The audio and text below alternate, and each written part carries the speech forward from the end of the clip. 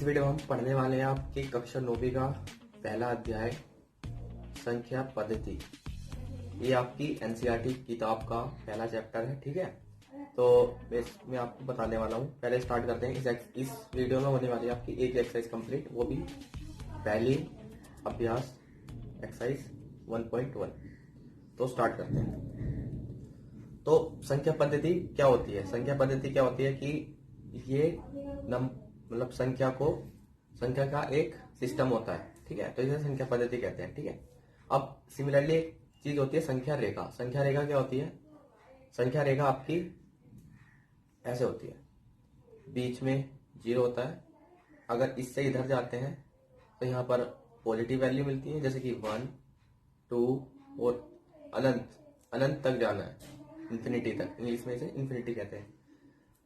इसी तरह अगर इससे इधर जाते हैं तो इधर हमें नेगेटिव नंबर मिलते हैं, जैसे -1, -2 से लेकर अनंत, तो नेगेटिव इंफिनिटी तक। इंग्लिश में इसे नेगेटिव इंफिनिटी कहते हैं।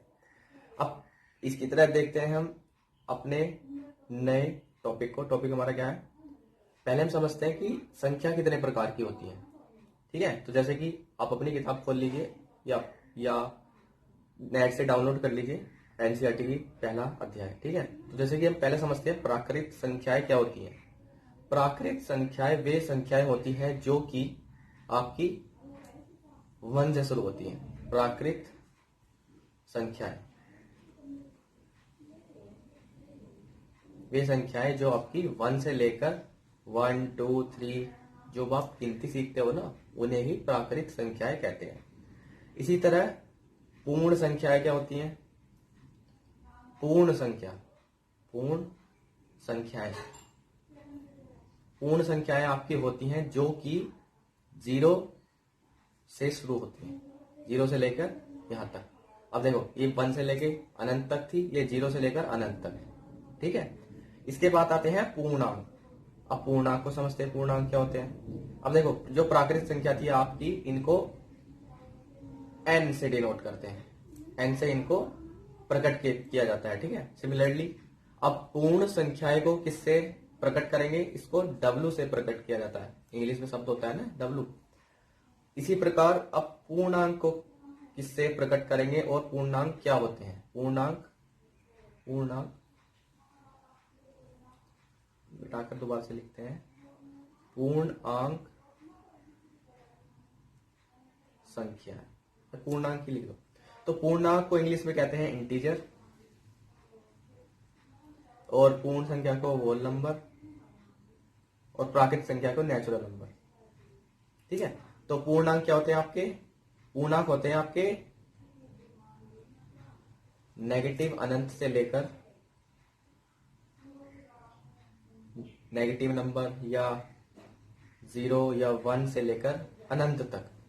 पूर्णांक में आपके सभी नंबर आ जाते हैं, ठीक है। और इसी प्रकार अब बात करते हैं हम परिमेय संख्याओं की। तो परिमेय संख्या क्या होती है आपकी? परिमेय संख्या की परिभाषा यहाँ पर आपको दी हुई है, यहाँ पर देख लो आप अपनी एनसीईआरटी की पुस्तक में। तो परिमेय संख्या को क्या इसकी वो होती है परिभाषा। अगर कोई नंबर है, उसे आप परिमेय कह रहे हो, तो उसका एक मेन जो लॉजिक है ये होना चाहिए कि उसको आप P/Q के रूप में दर्शा सको, और Q आपका, ये वाला Q आपका 0 नहीं होना चाहिए। यहाँ पे ये लिखा है ना, संख्या R को परिमेय संख्या कहा जाता है यदि इसे P/Q के रूप में लिखा जा सकता हो, जहां P और Q पूर्णांक हो। पूर्णांक का भी पता चले ना, माइनस अनंत से लेकर पॉजिटिव अनंत तक, और Q 0 ना हो। तो इस बात पे हम बोल सकते हैं कि ये सब परिमेय संख्या है। तो आपको क्या क्या समझ में आ गया? प्राकृत संख्या समझ में आ गई, पूर्ण संख्या समझ में आ गई, पूर्णांक समझ में आ गया, और आपका परिमेय संख्या समझ में आ गई, ठीक है। अब इसके बाद अब स्टार्ट करते हैं अपनी एक्सरसाइज प्रश्नावली 1.1। तो सबसे पहला सवाल क्या है हमारा? क्या 0 एक परिमेय संख्या है? इसे क्या आप P/Q की फॉर्म में रूप में लिख सकते हैं, जहां P और Q पूर्णांक हो और Q 0 ना हो। तो अपने सवाल पे आते हैं। पहला सवाल क्या है हमारा कि ये कह रहे हैं कि शून्य क्या एक परिमेय संख्या है? परिमेय संख्या है। तो अब 0 है। परिमेय संख्या की पहले परिभाषा पर जाते हैं। परिमेय संख्या की परिभाषा क्या कहती है कि किसी भी परिमेय संख्या, कोई भी परिमेय संख्या तब परिमेय हो सकती है जब उसको आप P/Q की फॉर्म में लिख दो और आपका नीचे वाला 0 के बराबर ना हो। नीचे वाला 0 के बराबर ना हो। अब जैसे 0 है तो आप 0 को 0.1 लिख सकते हो, 0.2 लिख सकते हो, 0.3 लिख सकते हो। ठीक है, तो अब आपका ये भी पूर्णांक है, ये भी पूर्णांक है, ये भी पूर्णांक है, ये भी पूर्णांक है। तो इसके बदौलत हम कह सकते हैं कि 0 एक परिमेय संख्या है। क्यों? क्योंकि हम इसे P/Q के रूप में दर्शा सकते हैं, और जबकि हमारा जो नीचे वाला पार्ट है, डिनोमिनेटर, वो 0 नहीं है, शून्य नहीं है। तो आपकी जो परिमेय संख्या की परिभाषा है वो यहाँ पर पूर्णतः लागू हो रही है। तो हम कह सकते हैं कि शून्य हमारा एक परिमेय संख्या है। ठीक है, अब इसी तरह बात करते हैं दूसरे सवाल पर। दूसरा सवाल क्या कहता है हमारा?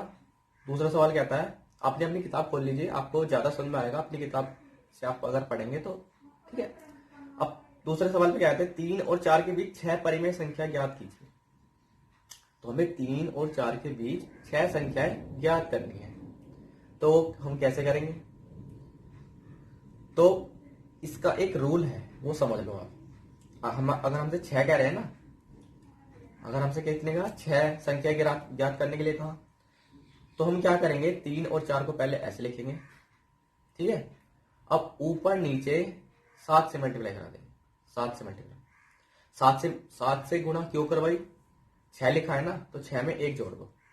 जितना आपसे कहा है ना, आप उसमें 1 जोड़ दो, फिर उसकी गुणा करवा दो, उसी से गुणा करवा दो, उसी से भाग करवा दो। अब देखो, अगर हमने गुणा और भाग दोनों करा दिया तो इससे कुछ फर्क पड़ा? जैसे 7 से 7 कट जाएगा तो 3, जब तक 3 ही रहा, तो हमने अपने सहूलियत के हिसाब से 7 से गुणा और भाग कर दिया। तो यहाँ क्या आएगा, 21/7, और यहाँ क्या आएगा, 28/7। अब ध्यान से देखें, अब हमें इसके बीच में 6 संख्याएं लिखनी है। तो 21/7 और 28/7। ये कहते हैं आपके 3 थे, ये आपका 4 था। तो उसके बीच में क्या आएगी, 22/7, 23/7, 24/7, 25/7, 26/7, 27/7। कितनी हो गई? 3 और 3 6। तो ये हमारा क्या हो गया, उत्तर। तो हमारा उत्तर क्या हो गया,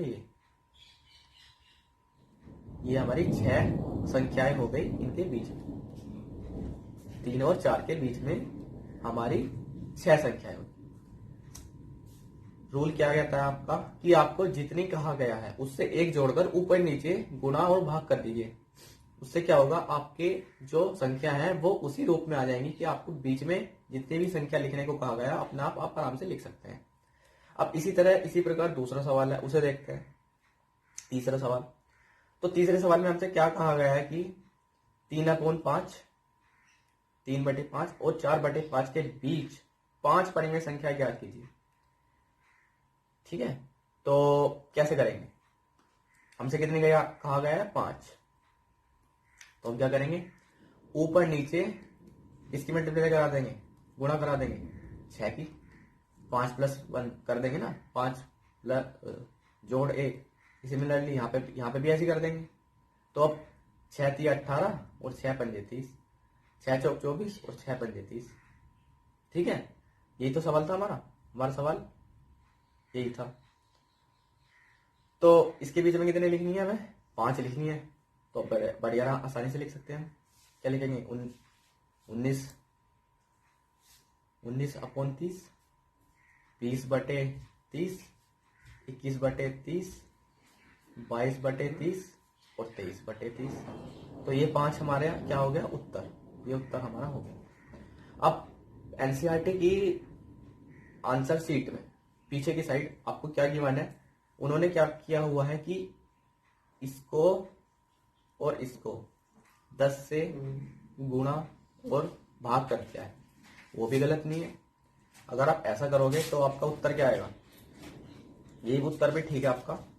एनसीईआरटी की उत्तर पुस्तिका में कुछ अलग मेथड दिया हुआ है। उन्होंने क्या किया है कि 3/5 को और 4/5 को 10 से गुणा और 10 से भाग कर दिया है। तो इसे करने से क्या होगा, ऐसे लिखा जाएगा आपका। तो ऐसे भी आप लिख सकते हो, इसका कोई जरूरी नहीं है कि आपको मेरे वाला वो ही फॉलो करना है यू रूल, आप ऐसे भी कर सकते हो। आंसर दोनों ही सही है, कोई सा भी आंसर गलत नहीं है, ठीक है। इसी तरह आपके आंसर आ सकते हैं बीच में, जितने भी आएंगे तो आपका उत्तर हो जाएगा। अब इसी प्रकार हम बात करते हैं आपके चौथे क्वेश्चन को। तो चौथा क्वेश्चन क्या दिया हुआ है आपका, नीचे दिए गए कथन को सत्य या असत्य बताना है। तो पहला कथन क्या गिवन है आपका, प्रत्येक प्राकृत संख्या एक पूर्ण संख्या होती है। तो हमें क्या दिया हुआ है यहाँ पे, प्रत्येक प्राकृत संख्या, मतलब प्राकृत संख्या क्या, n, पेन चेंज कर लेता हूं मैं, प्राकृत संख्या n, प्रत्येक प्राकृत संख्या एक पूर्ण संख्या होती है। पूर्ण संख्या माने ही, तो प्राकृत संख्या में क्या आता था आपका, 1 से लेकर अनंत तक, और पूर्ण संख्या में क्या आता था आपका, 0 से 0, 1 से लेकर अनंत तक। तो हाँ, प्रत्येक प्राकृत संख्या, देखो 1 से लेकर अनंत इसमें भी आ रहा है, 1 से लेकर अनंत इसमें भी आ रहा है। तो हाँ, प्रत्येक प्राकृत संख्या एक पूर्ण संख्या होती है, तो यह है सत्य है। अब इसी प्रकार बात करते हैं, प्रत्येक पूर्णांक एक पूर्ण संख्या है। पूर्णांक क्या होते हैं आपके, पूर्णांक इसे इससे दर्शाया जाता है, और इसमें क्या कह रहे हैं, एक पूर्ण संख्या होती है। पूर्ण संख्या होती है आपकी, इससे दर्शाया जाता है। अब पूर्णांक में क्या क्या आते हैं आपके, नेगेटिव अनंत से लेकर -1, 0, 1 से लेकर अनंत तक। और पूर्ण संख्या में आपका क्या आता है, 0 से लेकर 0 से लेकर अनंत तक। तो इसमें क्या कह रहे हैं कि प्रत्येक पूर्णांक एक पूर्ण संख्या होगी। देखो इसमें तो कितना सारा आ रहा है, इसमें कितना कम आ रहा है, मतलब इसमें तो यहां तक ही आ रहा है, ये वाला पार्ट, ये वाला हिस्से में यहां तक ही आ रहा है। और ये क्या कह रहे हैं कि ये जितना टोटल है, जितना सारा का सारा ही इसमें आता है, नहीं आता। तो इसलिए क्या हो जाएगा, असत्य। देखो समझ में आया नहीं, पूर्णांक, और ये क्या कह रहे हैं कि प्रत्येक पूर्णांक एक पूर्ण संख्या है। अब यहां पे समझाता हूं, पहले पूर्णांक समझो। पूर्णांक क्या है, पूर्णांक और पूर्ण संख्या। पूर्णांक को आप z से दर्शाते हैं और पूर्ण संख्या को आप w से दर्शाते हैं। पूर्णांक में आपके क्या आते हैं, ये यहां से लेकर ये 0, 0, 1, 2 से लेकर अनंत। और पूर्ण संख्या में आपका क्या आता है, ये 1, 2 से लेकर अनंत। तो ये क्या कह रहे हैं कि प्रत्येक पूर्णांक, सारे के सारे जो नहीं पूर्णांक है, ये पूर्ण संख्या में आते हैं। नहीं आते ना, सिर्फ इतना हिस्सा ही तो आता है पूर्णांक का, सिर्फ 0 से लेकर अनंत तक हिस्सा ही तो पूर्ण संख्या में आता है। तो इसलिए क्या हो जाएगा, ये असत्य। तो आपका चौथे प्रश्न का दूसरे सवाल का उत्तर है असत्य। अब इसी प्रकार हम कौन सा सवाल करेंगे अपना तीसरा। इसमें क्या कह रहे हैं कि प्रत्येक परिमेय संख्या एक पूर्ण संख्या होती है। प्रत्येक परिमेय संख्या एक पूर्ण संख्या होती है।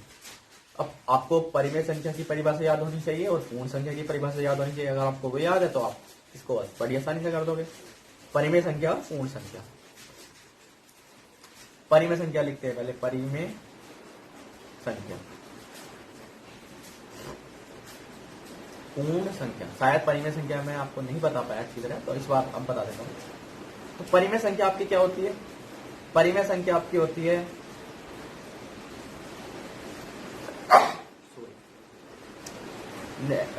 माइनस अनंत से लेकर -1, 0, 1, 2/3, 2, 3/4, ये सब आपकी होती है। शायद इधर आएगा यहां तक। और पूर्ण संख्या आपकी क्या होती है, आपकी होती है ये पूर्ण संख्या यहां से लेकर 1, 2 से लेकर अनंत। तो उसमें क्या कह रहे हैं, प्रत्येक परिमेय संख्या पूर्ण संख्या होती है। अरे भाई कैसे हो जाएगी, ये देखो ना ध्यान से, इसमें ये कहाँ रहे हैं, ये नहीं आ रहे ना, ये वाला पार्ट भी नहीं आ रहा। तो सिर्फ इसमें कुछ पार्ट आता है परिमेय संख्या का पूर्ण संख्या में। तो प्रत्येक परिमेय संख्या पूर्ण संख्या नहीं होती, क्योंकि इसका कुछ ही हिस्सा तो आ रहा है, दिख रहा है आपको। तो हम कह सकते हैं ये असत्य है। अब आपको देखो याद नहीं करना है कि इसका असत्य है, इसका सत्य है, आपको लॉजिक समझना है। अगर आपके लॉजिक समझ में आ गया ना, तो आपके लिए आगे जब आप आगे गणित पढ़ोगे तो आपके लिए वहां भी बहुत यूज आएगा, आपका इस्तेमाल बहुत ज्यादा होता है गणित। तो कभी भी रटकर मत करो इसे, ठीक है, समझ कर करो। परिमेय संख्या आपने समझ ली, पूर्ण संख्या आपने समझ ली, पूर्णांक आपने समझ लिया, प्राकृत संख्या आपने समझ ली, और जितने भी संख्या बची वो आपने समझ ली। तो उसके बाद जब आप सब सवाल करोगे तो आप खुद ही कर लोगे, आपको याद करने की कोई जरूरत नहीं है। आपको सिर्फ समझना है कि पूर्ण संख्या क्या है, परिमेय संख्या क्या है। या एक बार मैं दोबारा बता देता हूँ, देखो सबसे पहले आती है आपकी प्राकृत संख्या, प्राकृत, जिसको हम n से दर्शाते हैं। ये आपकी होती है 1 से लेकर अनंत तक। इसके बाद आती है आपकी पूर्ण संख्या। पूर्ण संख्या में क्या होता है, इसके जैसी होती है प्राकृत संख्या की जैसी, सिर्फ इनमें क्या होता है, शून्य और जुड़ जाता है, शून्य से लेकर ये अनंत तक, समझ में? इसके बाद हम बात करते हैं पूर्णांक की। पूर्णांक में क्या होता है, ऐसे ही रहता है, ऐसे ही, पहले इसको ऐसे लिख दो से लेकर अनंत तक। अब ये जितने भी है ना, अब इनके आगे सबके माइनस लगाकर उल्टा लिख दो। तो माइनस लगाया, माइनस 2 से लेकर माइनस अनंत, तो ये हो गया आपकी पूर्णांक। अब इसके बाद बात करते हैं हम परिमेय संख्या की। परिमेय संख्या क्या होती है, पूर्णांक को इससे दर्शाया जाता है। परिमेय संख्या क्या होती है आपकी, इसको q से दर्शाया जाता है। परिमेय संख्या आपकी वो होती है जिनको आप p/q की फॉर्म में दर्शा सको और आपका q 0 ना हो, मतलब नीचे वाला पार्ट 0 ना हो। तो अब देखो, पूर्णांक को आप परिमेय संख्या कह सकते हो, -2 -1। सिर्फ इसमें क्या आपको करना पड़ेगा, आपको कुछ इस तरह लिखने पड़ेंगे p/q की फॉर्म में, क्या रूप में, ठीक है। मैं थोड़ा इंग्लिश यूज करता हूँ क्योंकि मैं सीबीएसई बोर्ड से पढ़ा हुआ ना, तो ठीक है, तो इस वजह से कभी कभी मेरे इंग्लिश वर्ड निकल जाते हैं। तो 0 या 1/2 या 2 या 5/2, तो ये इस तरह के इनमें आ सकते हैं परिमेय संख्या में। अब देखो, आप कहोगे कि 2 तो इस रूप में है ही नहीं, तो 2 को हम इस रूप में लिख सकते हैं। अगर 2/1 कर दें तो इसे भी आप 2 ही तो कहोगे, और ये इस रूप में भी आ गया, और आपका जो नीचे वाला है ये 0 के बराबर नहीं है, तो इसे आप परिमेय संख्या कहें। तो अगर आपका कुछ भी क्वेश्चन हो या कुछ भी प्रश्न हो तो आप कमेंट बॉक्स में कमेंट कर दो, मैं उसको उत्तर आपको जरूर दे दूंगा। तो इसके बाद हम आपकी दूसरी प्रश्नावली को सॉल्व करेंगे, और आप चैनल को सब्सक्राइब कर लीजिए और लाइक कर लीजिए वीडियो को।